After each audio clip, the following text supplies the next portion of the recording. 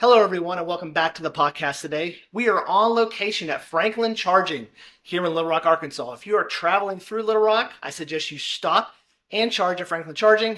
They have on-site amenities such as restrooms, vending, and a canopy to charge under. Their charge point chargers are NACS compatible, so that makes it super convenient for charging Teslas.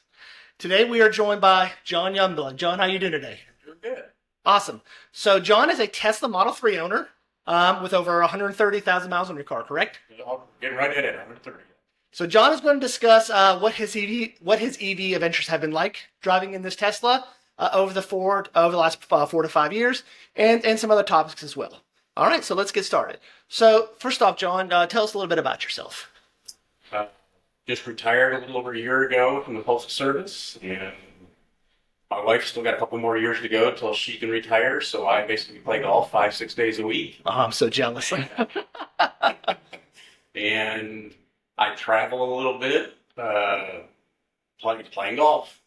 Must be nice. That's all I do right now. Must be nice.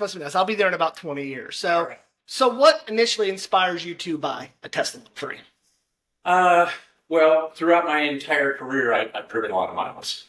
And I've always hated paying for gas. So back in 1999, the Honda Insight came out. Mm-hmm. And that was my first foray into dealing with nickel metal hydride type batteries, that kind of thing. Mm-hmm.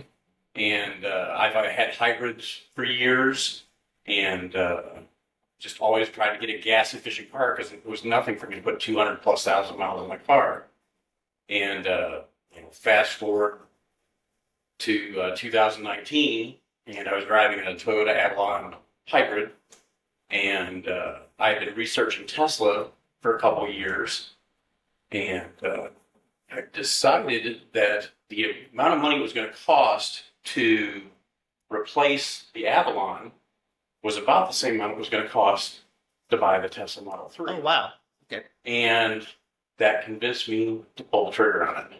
And I was like, this is the time to make the jump and do it. So I dove in head first. So was it hard transitioning from a larger vehicle like that to a smaller vehicle? Not really for me, just because I don't, that Honda Insight was so tiny, Mm-hmm. and I'd driven Civics and Accords. Mm-hmm. I always driven small cars. My wife is always a big SUV person. Mm-hmm. So for me, I've always driven the smaller car. She's always driven the bigger car. So for me, it was no big deal to drive something smaller. So no, not a big deal for me. Gotcha. So overall, what's it been like for over 130,000 miles in your Model 3? Hands down, best car I've ever driven. Okay. I mean, 40+ years of driving, absolutely the best car I've ever driven. I mean, I still get in the car and have a grin on my face driving, even after 130,000 miles. And I just love the fact that, really from a maintenance standpoint, it's a no-brainer. I just, I don't have to worry about oil changes, mufflers anymore, brake replacements. I mean, just all the stuff that I had to deal with on the other cars, I don't have to deal with. So still original brakes on that car? Oh, yeah. In fact, I just serviced them for the first time in April before I went on my last Michigan trip. Just like brand new. Wow. Brand spanking new. And the performance has held up over all these years as well? Absolutely. I mean, that car still performs just like it's new. The only thing I will say is one of the software updates that Tesla came out with at some point over the years, they've kind of tamed the horsepower of the car, mm-hmm. to whereas the state of the charge comes down, the horsepower mm-hmm. drops. So, I mean, performance-wise, really, if you're looking for quote-unquote performance, I mean, you got to keep the state of charge up there. I mean, it's going to have to be in the 85 to 95% range if you're looking for peak performance out of the car. And I really don't keep it in the 85 to 95% range unless I'm on a trip. Mm-hmm. So my typical charging range, the typical that I charge it to is 80%. Mm-hmm. And most of the time, I don't even charge it to that. I mean, just because all I'm doing is going to play golf every day. Yep. And I just let it trickle on down. So a lot of times, it's nothing for me to let it go down to 20% or even 10% before I let it charge back up. Gotcha. So you don't have to plug in every day, maybe once, twice a week? Oh, yeah, if that. Okay.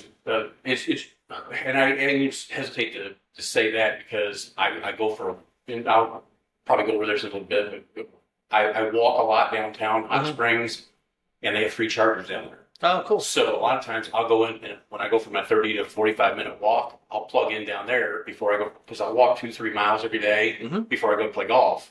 So I'll just trickle charge it down there on their free chargers while I go, just before I go play golf. Gotcha. So how has owning an electric vehicle kind of impacted your daily life and routines? No, it hasn't impacted at all. In fact, I kind of thought at first, just because I was driving so much with the post office, it was because it would be nothing for me to drive 250 miles a day with the post office. But really, it ended up being a non-issue. The biggest thing was once I had the level 2 charging available at the house, it was a total non-issue. And I think really for the person who's going to make the jump to the EV, if you're going to be driving any amount of distance, as long as you get a level 2 charger at your house, it's really a non-issue. So yeah, not a big deal. So you mentioned before in talking that you've taken some long distance trips. What are some of those features that the car has that kind of stand out when you're traveling long distance? Oh, autopilot, for sure. No doubt, autopilot is a huge thing for me. This past summer, my wife and I and 2 friends went to Yellowstone, and we did not take the Model 3. Okay. And the reason we didn't was because her RAV4 was going to be able to haul all of us and the luggage, whereas my Model 3 wasn't. So I thought, well, this would be interesting because I've been so accustomed to driving my car. This would be the first time for me driving her RAV4 a long distance. And while I liked her RAV4, it was fine. We drove 4,500 miles in 15 days, and I was absolutely exhausted. Really? Just absolutely exhausted. And then it wasn't but like a week or 2 after that, I drove to Florida to my mom's, 1,100 miles. No problem. Totally refreshed. Drove in my Tesla. I mean, you just get out of the car. I mean, it's amazing the difference when you have autopilot versus not having autopilot, because you have to concentrate so much driving when you don't. And then the other thing that I really love about the car that was revolutionary to me was one pedal driving. Absolutely revolutionary to me. And that's why I never use the brakes. And that's why you ever conserve the brakes. So. Yes, absolutely. Have you noticed any changing in your charging habits having the car that long? Have you noticed that it takes longer, shorter charge? Have you noticed some degradation in the battery? What have you noticed? Yeah, I will tell you that I know Elon said always be charging. In fact, I think the manual says always be charging. Probably a year or 2 ago, I moved away from that. I do not leave my car plugged in all night. I do not plug in my car every day. And the reason being is because I did a lot of research on it. And I found out that, especially on the Model 3 and the Model Y, not so much with the Model S and the Model X, the Model 3 needs the car needs to go to sleep for at least 3 hours for the BMS to equalize, so to speak, and get a reading. And it can't do that if your cabin overheat is on or Sentry mode is on. So you have to have Sentry mode off and cabin overheat off for starters if you want to do that properly. So what I do is I just don't plug in. And what I'll do is say I'll charge to 80%, and then I'll drive to the golf course, come back, and I'm at 65%. Well, then I just let the car go to sleep. And I'll get a reading at 65%. Well, then the next day I drive to the golf course, and I come back, and that's at 50%. Well, then I let it get a reading.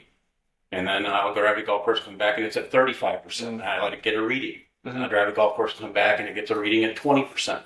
So I'm just letting it get different readings at different points of getting and so forth. And I'm letting it, and then I'll charge it up a little bit and get a different reading and so forth. And then finally I'll let it draw all the way down to maybe 10% to get a reading. And then I'll fully charge it to 100%, maybe once every few months. Let it sit there for an hour, get a good reading at that, and I'll go drive for 30 miles. And let it sit again. And I found that works best for me. And right now I'm sitting at, right now, if you go out to it, it's about 282 miles is at 100%. Okay, yeah. So I'm at maybe just under 10% 9% degradation after 130 miles. Which is about, standard for that. Probably about standard, maybe a little better. Yeah, because I think I'm about 70. I just turned 70,000 miles on mine, and I'm probably right about 6 or 7%. Yeah, so I feel like I'm doing okay. Yep. I just like the fact that it's able to take a reading and get, because I think if you just keep charging between 20 and 80, 20 and 80, or 40 and 80, 40 and 80, it's just not going to get a good reading. Yeah, I noticed that too, because I am that type of person. So usually I don't drive that much. I charge to 80%, but then I get home every night, with 55, 45%. My first thing is to plug in, and then I'll get in the next morning, like, charge to 83% or charge to 78%. So it never kind of really gets a right calculation of what it needs to charge to. Yes. So I'm trying to have to train myself to, let that battery run down a couple of days, get it to about 15, 20%, and then plug it in the charge. So it kind of gets a better reading. You have said you've made several road trips in your car. Have you ever kind of pushed the limits in your Model 3, like speed-wise or range-wise? Have you thought, let's see how low I can get this car, like, some other people like to do? Speed-wise, I can neither confirm nor deny anything to that. Range-wise, absolutely. Yeah, I've been down as low as 1%. I've rolled into the house on quote-unquote fumes. And there's a big blaring thing on the screen saying plug in immediately, so I was rolling past Little Rock, and I knew I was going to be cutting it close, because I could have pulled into Bass Pro, and I was like, nah, I don't want to stop, and I just rolled in with 1%. I've cut it close before, but I was, I'm pretty sure I could make it. So never have run out of energy driving or anything like that? I have not. I ran into trouble one time on a trip, and my wife kind of was getting kind of the old look-see out of the corner of her eye, like, what are we going to do now type thing. We were on a trip to St. Louis. We were on our way back, and for whatever reason, we spent the night in Blytheville. And I knew, and this was before Jonesboro was built, the supercharger of Jonesboro was built. So I knew if we left Blytheville with 50%, we could make it to Brinkley and then make it home. So when I charged in Minor, Missouri, I knew to charge enough to where when I pulled into, I calculated it right. When I got to Blytheville, I had like 51% of whatever it was. We spent the night. Well, I didn't check the weather, and it rained all night. And I come out to the parking lot. I mean, literally, the parking lot's flooded. Literally, the water was up to the rocker panels of the car. I had to wade out to the car to get the car, pull it up the front, and we're driving, and the wind's blowing. We're into a major headwind. It's raining cats and dogs, and it's like immediately the car's saying we're not going to make it. Warning. Yeah, it's basically telling us to go to Memphis. This way, because we're not going to make it to Brinkley. And she doesn't. My wife just silence says everything with her, because I know. And so I knew this was going to cost me an hour and a half having to deviate to Memphis.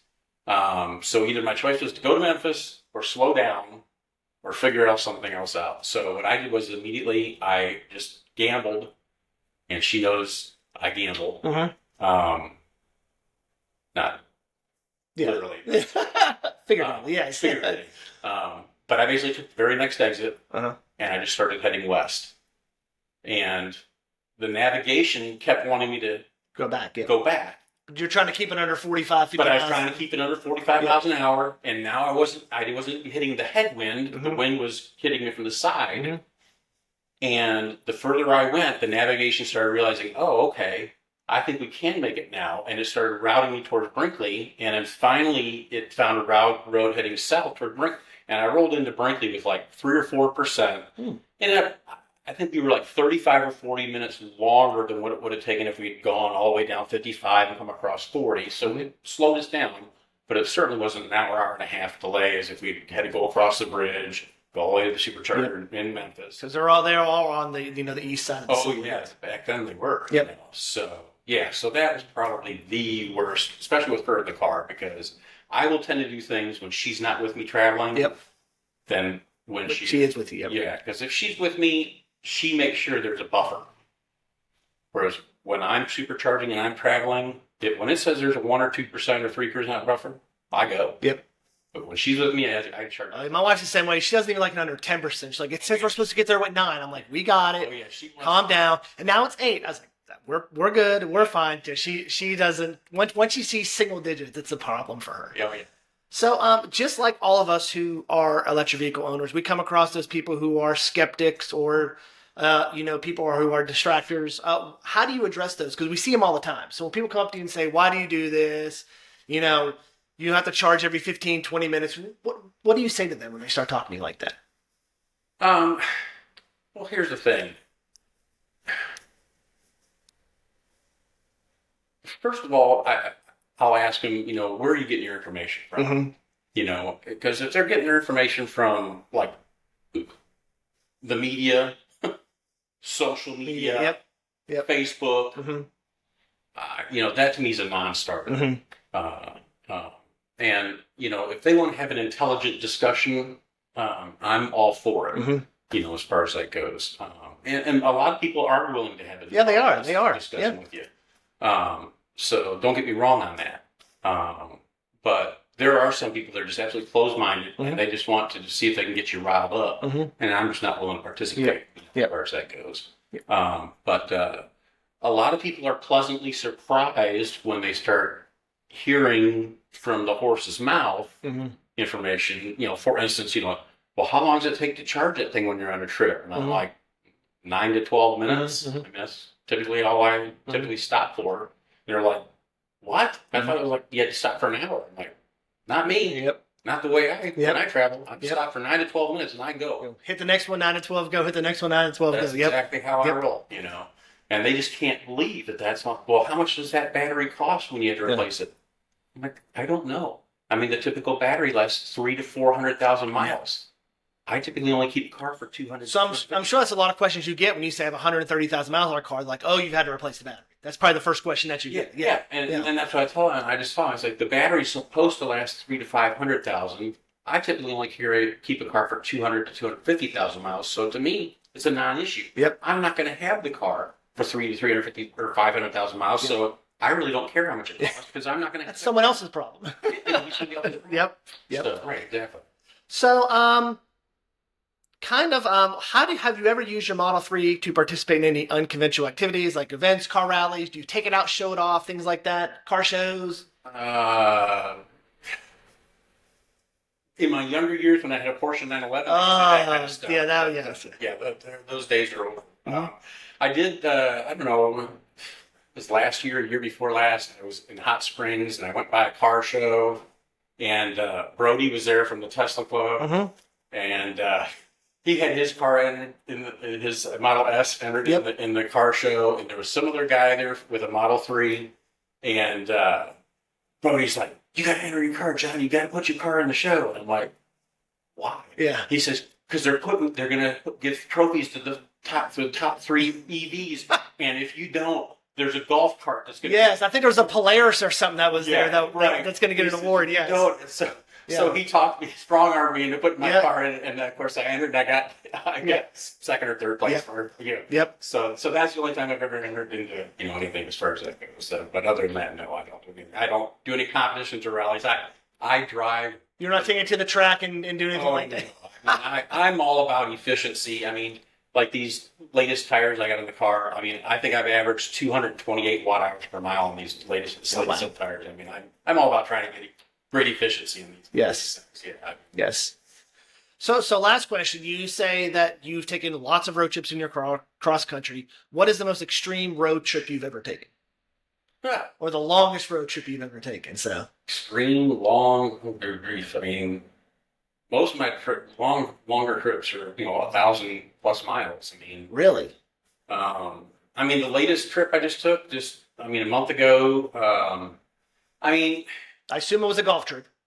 There was a golf club. My golf clubs are like American Express. I don't go anywhere without them. Yep. So here's the thing. When I travel, there's 2 different ways I travel. One is whether my wife's with me, whether my wife isn't with me. Okay, so this latest trip, my wife wasn't with me. Okay, so I'll explain how I travel when my wife isn't with me.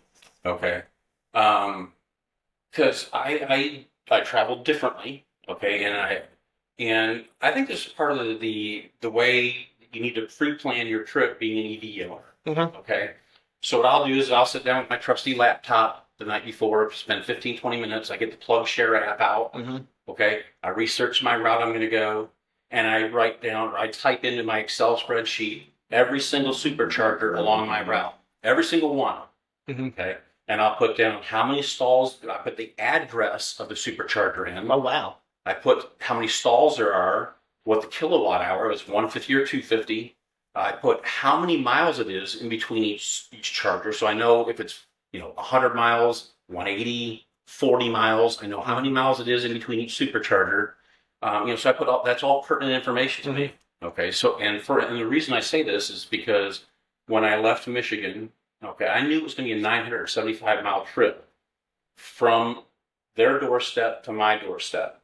Okay, so I'm leaving their house with a 100% state of charge. Okay, I knew the next supercharger I wanted to hit was in Fort Wayne, Indiana. Okay, so in Michigan, speed limits are just like a reference point. They're just a suggestion. Just a suggestion. Yes. I mean, so as soon as I got on the interstate, everybody's doing 90 mile an hour. It was amazing. And I just happened to get in a line of cars. I mean, right in the middle of them. There's probably 6 or 7 cars. Everybody's doing 90 miles an hour. And I'm in the middle just drafting. And it worked out perfectly because that entire line of cars was all going into Indiana, going the exact same direction I was. And literally in less than 2 hours, I was in Fort Wayne. And I roll into the supercharger. I plug in, run inside, go to the bathroom, grab a soda, come back inside. Literally 9 minutes later, I punch in the address. Here's the twist. Okay. Don't navigate to the next supercharger. Okay, because on my list of superchargers, I don't click the little button on my screen and tell it the next supercharger I want to go to. I just plug in the address on my navigation.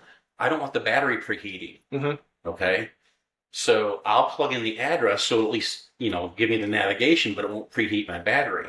And then I basically light the rocket again and I take off. Okay, so I know I've got a 2-hour stretch I'm going to run. And I run 75 to 85 miles an hour. I get behind a truck or a box van, a big SUV or something. I'm drafting for the next 2 hours. That's my home for the next 2 hours. And I'll run for 2 hours, pull into that supercharger. Now, ultimately what I do is if I'm running, if I can't make that supercharger for some reason, I look at my list. I have a supercharger I know it's 40 miles before it. I can fall back on that one. Or if I'm getting such good efficiency, I think I can make that one that's 40 miles beyond it. I'll go to the next one. So that's why So you make all those calculations manually and don't let the car do it for you. Right. Okay. Because I know in my mind, I've driven the car for 130,000 miles. I know if I can make something or not.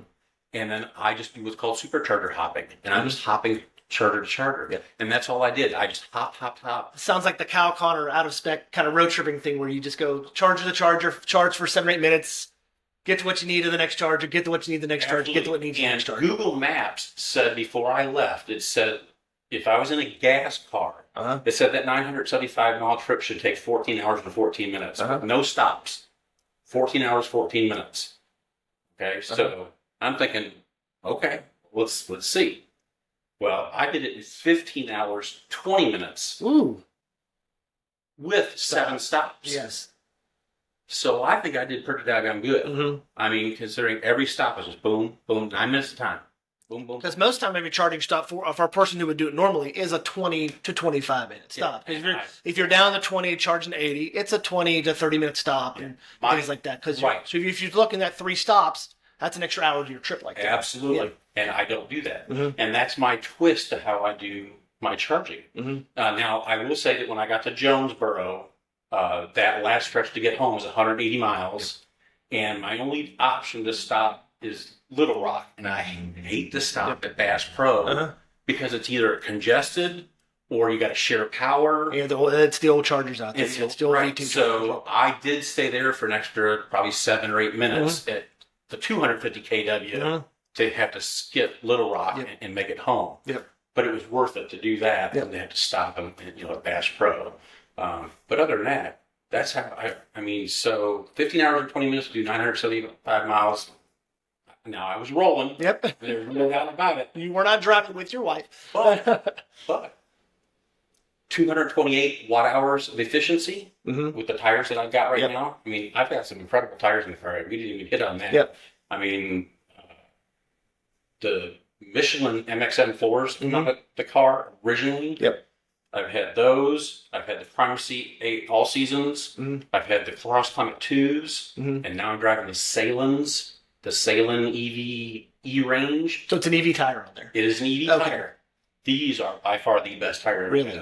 They're better than the MX-7 4s. Really? Yes. Incredible tires. Cool. Quiet. Super efficient. So.